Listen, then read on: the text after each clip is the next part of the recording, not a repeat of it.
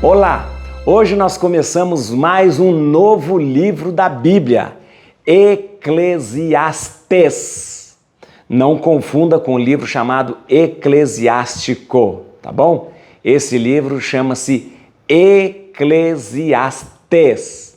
E eu vou explicar o nome e você vai entender. Conhecido também como Qoheleth ou Qoheleth, tá bom?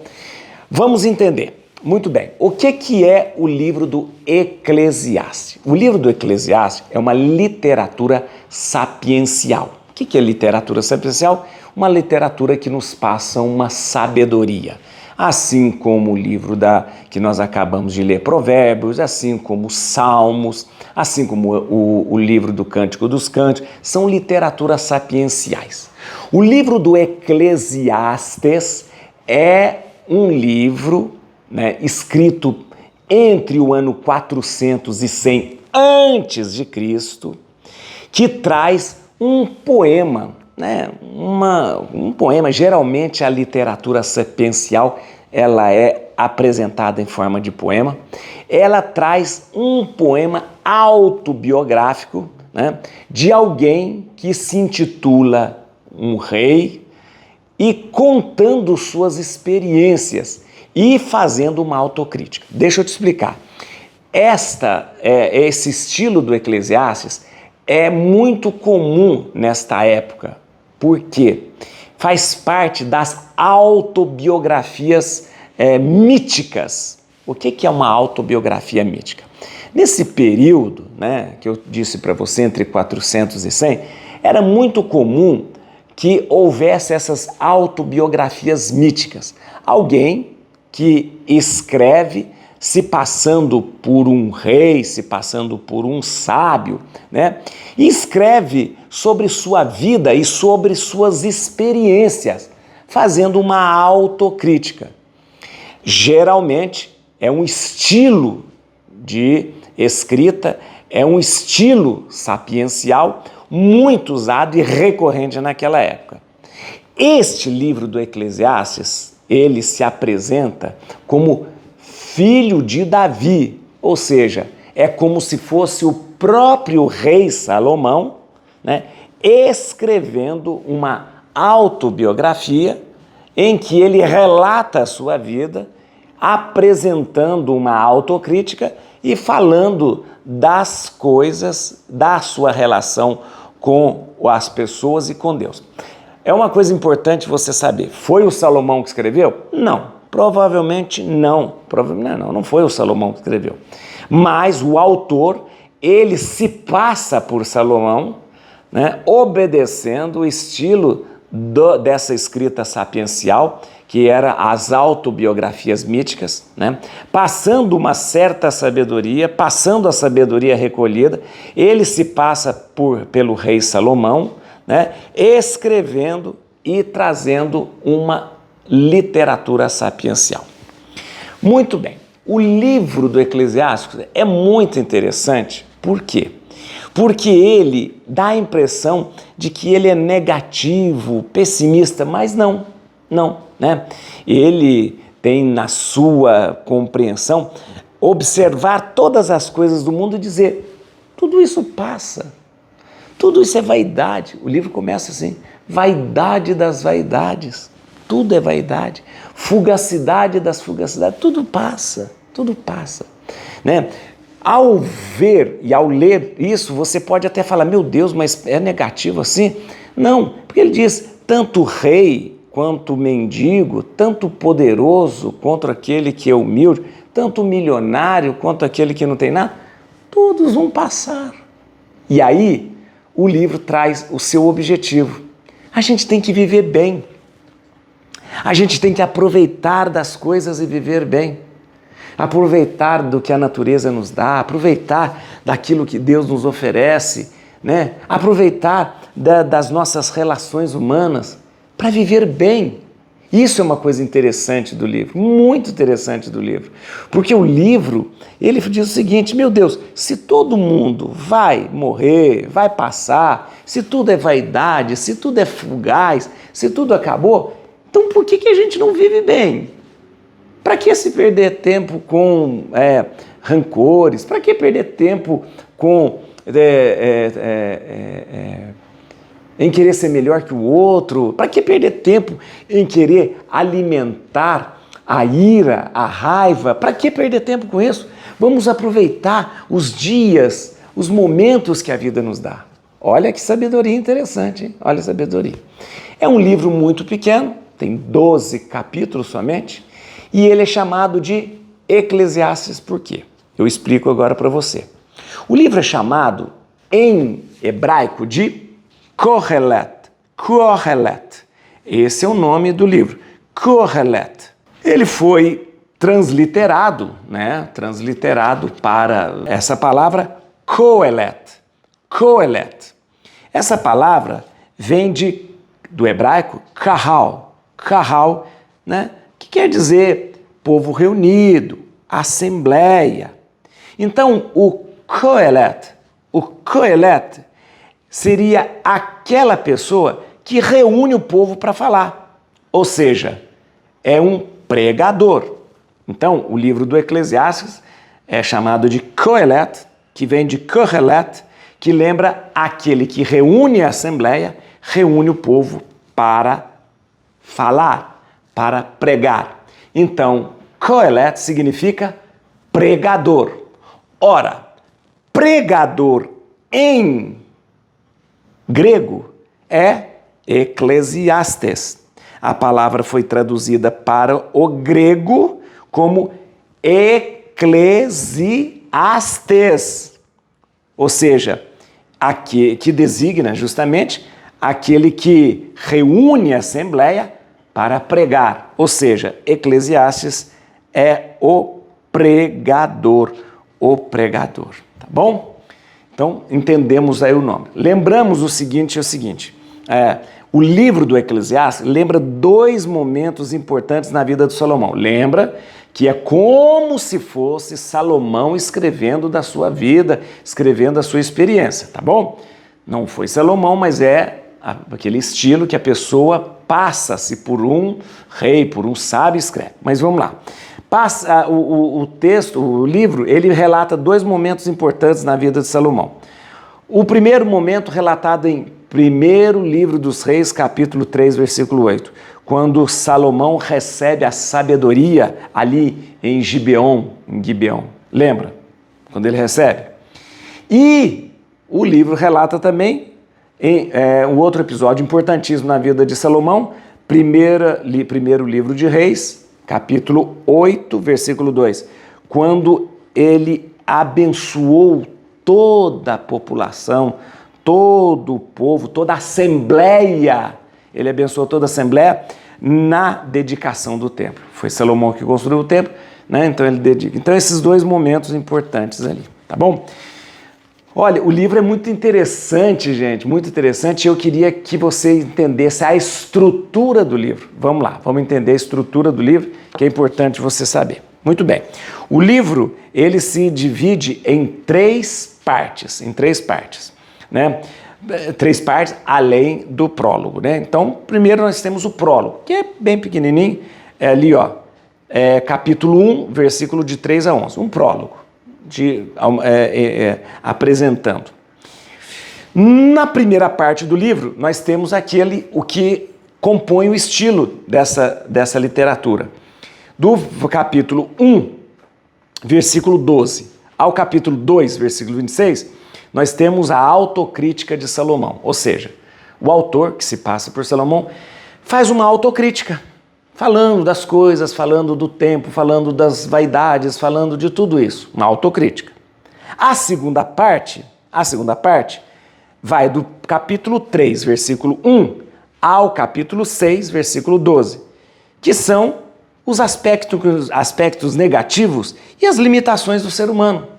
Olha, uma constatação. É como se fosse uma autobiografia, e ele vai constatando as limitações do ser humano, os aspectos negativos. Volto a dizer, o livro não é negativo, o livro é justamente para a gente pensar que a gente tem que aproveitar melhor a vida, A terceira parte, então nós terminamos o livro, como eu disse, é bem pequenininho, e vai do capítulo 7, versículo 1, ao capítulo 12, versículo 7. Aqui nós temos uma coisa interessante, gente. Aqui nós temos 7 reflexões comparativas, mais a sabedoria e suas relações com a justiça. Olha que interessante. Você vai ver nessa terceira parte 7 reflexões comparativas. E vai ver também aqui a sabedoria e as suas relações com a justiça. É um livro muito interessante, que quando você lê, e você lê de repente sem uma orientação, você fala, nossa, mas o livro parece tão negativo, tão... Não, não é isso. O livro tenta lembrar do seguinte, meu filho, vamos viver bem a vida, olha aí, ó, tudo bem, o céu vai ser maravilhoso, mas e o que você está fazendo aqui nessa vida? Tá, o céu vai ser gostoso, mas faça a sua vida gostosa aqui, né? Faça a sua vida ser diferente aqui, procure felicidade, procure isso. Então, isso a gente vai entendendo a partir dessa autocrítica que a gente vai lendo no livro de Eclesiastes, tá bom?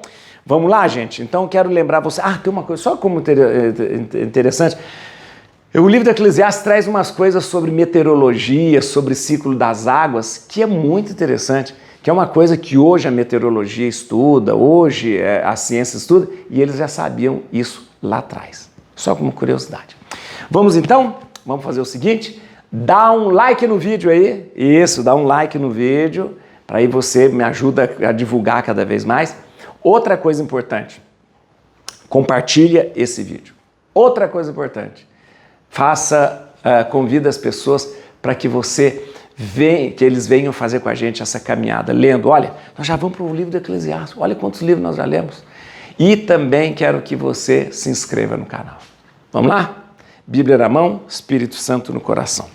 Vamos começar o livro do Eclesiastes.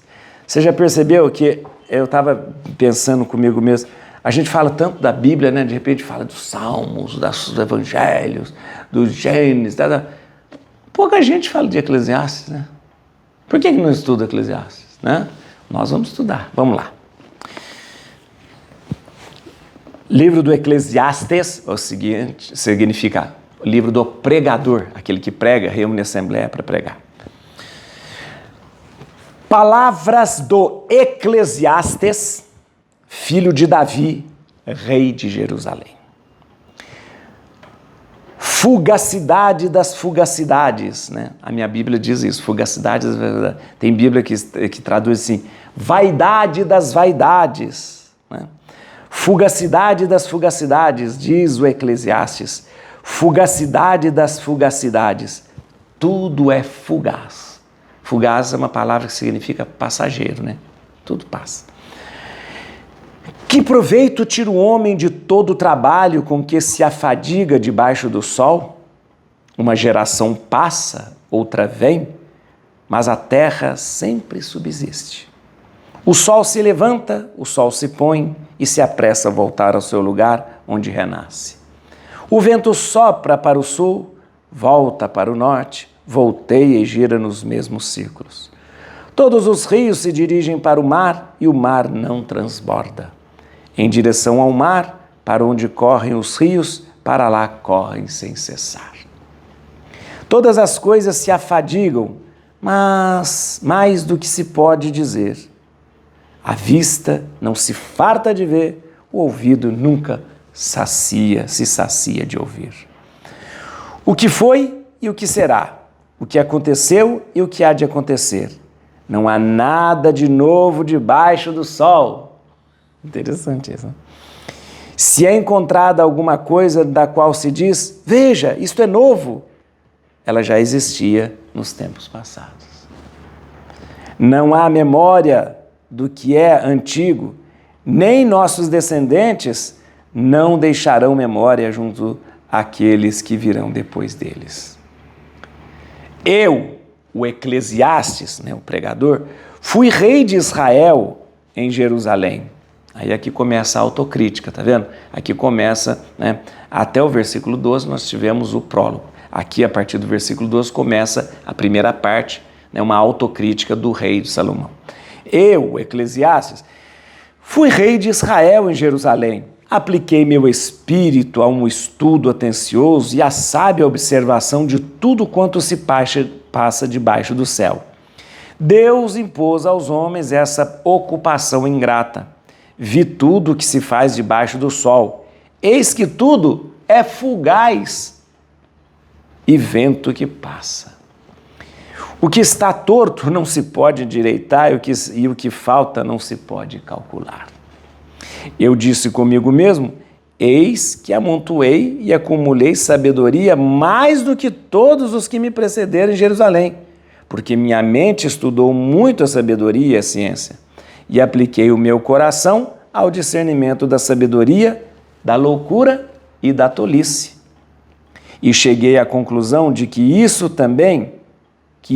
é também vento que passa. Porque no acúmulo de sabedoria, acumula-se tristeza, e quem aumenta a ciência, aumenta a dor. Muito bem, você percebeu que o livro é filosófico, né? Parece um filósofo falando aí, né? É interessante que o livro ele começa justamente no prólogo já dizendo fugacidade das fugacidades, ou seja, tudo é fugaz, né? Muitas Bíblias traduzem como vaidade das vaidades. Na verdade, o que as pessoas confundem o negócio de vaidade, achar que vaidade é pintar o rosto, arrumar o cabelo, né? Ficar bonito, não tem nada a ver. A palavra vaidade vem do latim vanitas, vanitas, que significa vazio. A palavra vanum, que deu a palavra vanitas, né, em latim, vem de vão. O que é um vão? Vão é um vazio. Nossa, aqui tem um vão, aqui tem um vazio. Então, muitas Bíblias traduzem vaidade das vaidades, ou seja, aquilo que é vazio, né? Que é vazio, né? As pessoas costumam falar assim, ai, a vaidade é pecado. Não, a vaidade, o que é pecado na vaidade? É você se preocupar com coisas vazias, né?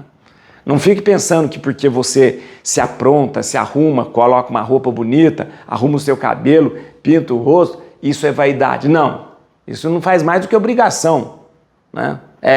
A gente como criatura de Deus, como a criação de Deus, a gente tem que se arrumar, tem que se aprontar, tem que tomar banho, tem que estar com roupa limpa, bonita, porque nós somos criação de Deus e por isso a gente tem que estar bonito. Para Deus olhar e falar, opa, olha a minha criação como é bonita, né? Isso não é vaidade. Vaidade é se ocupar de coisas vãs, de coisas vazias, né? Perder seu tempo com coisa que não leva a nada, perder seu tempo com coisa que não vai trazer nada na sua vida, tá bom? Então o livro já começa falando assim, fugacidade das fugacidades, ou seja, tanta coisa passageira, tudo é passageiro. E aí ele começa a descrever, o sol vai e volta, o rio vai para o mar não se enche, né? A vista não se cansa de ver, o ouvido não se cansa de ouvir, né? Ou seja, e tudo passa, tudo vai passar, né? O que foi e o que será. É uma coisa interessantíssima aqui, que os filósofos já vieram comprovar, né? Nada há de novo debaixo do sol. Não, isso mesmo, isso é uma constatação.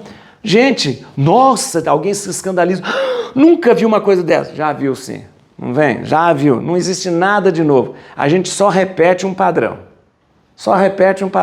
Ai meu Deus, uma coisa jamais vista. Mentira, já viu sim. Né? Então não há nada de novo debaixo dos... Mas você fala assim, mas por que a Bíblia está falando isso? É para me deixar triste? Não, não é para te deixar triste. É para dizer o seguinte, que tudo passa, que não há nada de novo sob o sol, que as coisas são vazias, então não se apegue a essas bobagens, não se apegue ao vazio, não se apegue a essas coisas que são passageiras. Aproveite a sua vida, meu filho, né? E olha que interessante. E aí, a partir do versículo 12, começa como se fosse Salomão falando. Salomão falou, ó, eu, o pregador, né, o Eclesiastes, fui rei de Israel, né, em Jerusalém, e começa falando, eu estudei sabedoria, eu pedi sabedoria, eu tive sabedoria, eu acumulei sabedoria, apliquei o meu coração, né, e cheguei à conclusão. de que também tudo isso é vento, passa também, né? Então, é uma autocrítica do sábio, que aqui, na verdade, ele põe na boca de Salomão, uma autocrítica de Salomão, dizendo, até o sábio, meu filho, né? Se não souber levar a sua vida, vai perceber que toda sabedoria não vale nada para ele, porque é vento que passa, tá bom? Tá certo? Vamos lá, vamos ver agora alguns versículos aqui. Na verdade, o livro é muito, muito interessante. Olha, vamos lá. Versículo 2 aqui, ó. Fugacidade das fugacidades, diz o Eclesiastes. Fugacidade das fugacidades, tudo é fugaz. Como eu disse, tem Bíblias que escrevem vaidade das vaidades, tudo é vaidade. Vanitas vanitatis, omnia vanitatis. Então, tem gente que chama de fugacidade, tem gente que chama de vaidade. Vamos lá.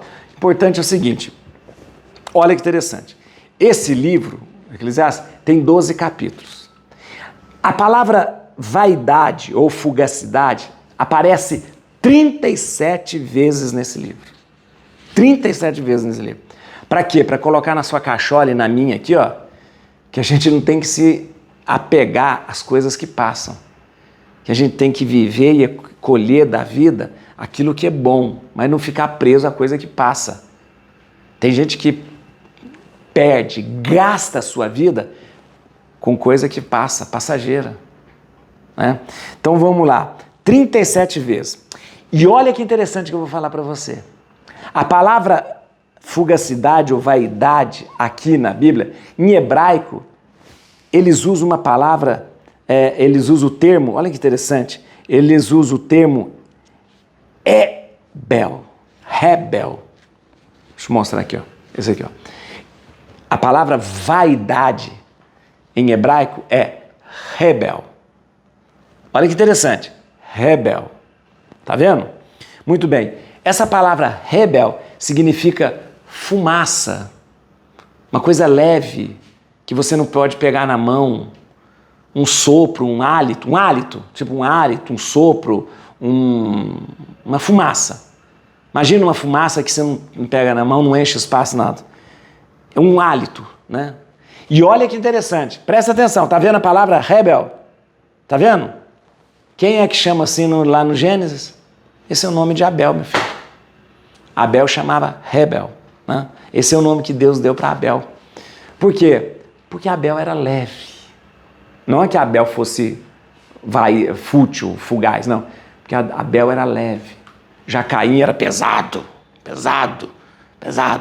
Abel era leve, né? Abel era leve. Muito bem. A palavra que usa, só curiosidade, é rebel, que quer dizer fumaça, leveza. Então, diz o seguinte, se a gente pudesse traduzir, isso aqui a gente falaria assim, fumaça das fumaças, tudo é fumaça. Fumaça das fumaças, tudo é fumaça. Ou seja, o que você faz com a fumaça? Nada. Faz nada com a fumaça. Tá bom? Vamos lá. No versículo 3, olha que interessante isso aqui, por isso que eu quero... No versículo 3. Que proveito tira o homem de todo o trabalho com que se afadiga debaixo do sol? Ah, que proveito, que vantagem. Essa palavra, vantagem, proveito, vai aparecer 10 vezes no livro. Então o objetivo do livro é o seguinte, mostrar pra gente, do livro todo, que a gente não deve se apegar a essas coisas passageiras, essas fugacidades, essas fumaças, porque a gente não vai tirar proveito nenhum. O livro todo se preocupa. Qual a vantagem que você vai ter? Qual o proveito que você vai ter? Perdendo a sua vida com fugacidades, né? Não é verdade? E o versículo 12, eu termino aqui, é muito interessante. Nós começamos aqui com uma autocrítica do rei Salomão, aqui, ó. Eu, Eclesiastes, fui rei de Israel em Jerusalém, apliquei, fiz tudo, e cheguei à conclusão de que tudo isso também é vento que passa.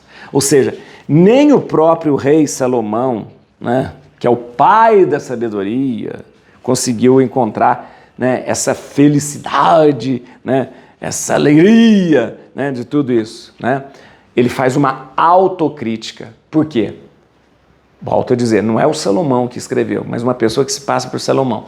Uma autocrítica dizendo, se a gente não se apega às coisas verdadeiras, se a gente não se apega ao amor, à verdade, à justiça, tudo é vaidade, tudo é vento, tudo é fugacidade. Gente, vai ser muito bom ler esse livro aqui. Esse Eclesiastes é um tapa na cara da gente.